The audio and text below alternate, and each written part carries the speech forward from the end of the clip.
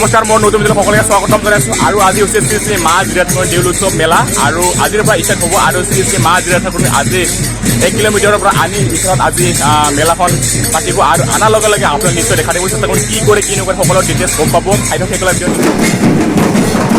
আৰু এতিয়া আমাৰ লগত আছে এয়া আমাৰ শ্ৰী শ্ৰী মা জিৰা ঠাকুৰ দেউল উৎসৱৰ ছেক্ৰেটাৰী প্ৰেচিডেণ্ট, আৰু লগতে বহুত তেখেতৰ মানে ভিন্ন ভিন্ন ব্যক্তিসকল, তেখেতৰ পৰা অলপ কিছু জানিব খুজিছোঁ। নমস্কাৰ, মই কৰিব আমাৰ যিটো পূৰ্বপুৰুষৰ পৰা আমি যিটো নিবাৰী আঞ্চলিক ভিত্তিত পূজা কৰা হয়, আৰু এই আঞ্চলিক ভিত্তিত পূজা কৰি আমি খুব সফল অৰ্জন কৰিব পাৰিছোঁ। আৰু এইটো আমাৰ একচুৱেলি একদম বৰ্ণাঢ্য কাৰ্যসূচীৰে 4 দিনীয়া কাৰ্যসূচীৰে পালন কৰা হয়।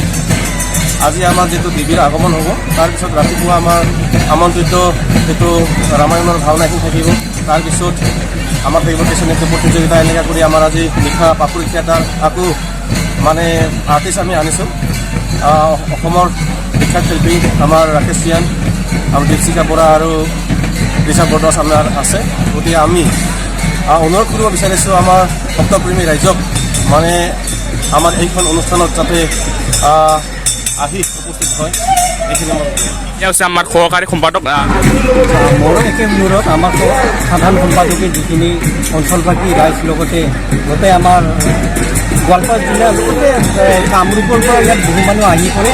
সকলো ৰাইজলৈ এটা অনুৰোধ থাকিল, আমি যি বিশ্বাসত যিটো ধৰ্মীয় আধাৰত আমি পূজা পাতল কৰি আহিছোঁ, এইখিনি কেইবছৰৰ ঘটনা নহয়, পূৰ্বপুৰুষৰ পৰা চলি অহা। ইয়াত আমাৰ সাধাৰণ সম্পাদকে যিটো কৈছে, আমি বহু উপকৃত হৈছোঁ। বিভিন্ন দুৰ্ঘটনা, বিভিন্ন আপদ বিঘিনিৰ পৰা আমি এই মাৰ আশীৰ্বাদতে উপকাৰ পাইছোঁ। আশা কৰোঁ এইবাৰ ইয়াত আহি দৰ্শক ৰাইজে আহি নিজৰ মনৰ আশা পূৰণ কৰাৰ কাৰণে মাৰ ওচৰত যদি আৰাধনা কৰে, হয়তো সফল অৰ্জন কৰিব। আমি নিবাৰী আঞ্চলিক ৰাইজে যিটো সফল পাই আছোঁ, আমাৰ অনুৰোধ থাকিল সৰ্বসাধাৰণ অন্য ৰাইজসকলকো ইয়াত গলে আহি সহযোগ কৰক, পূজাত সহযোগ কৰক, লগতে নিজৰ মনৰ বাঞ্ছা পূৰণৰ কাৰণে দেৱী মাক আশীৰ্বাদ ওচৰত আহি আশীৰ্বাদ এইখিনি ক'ব।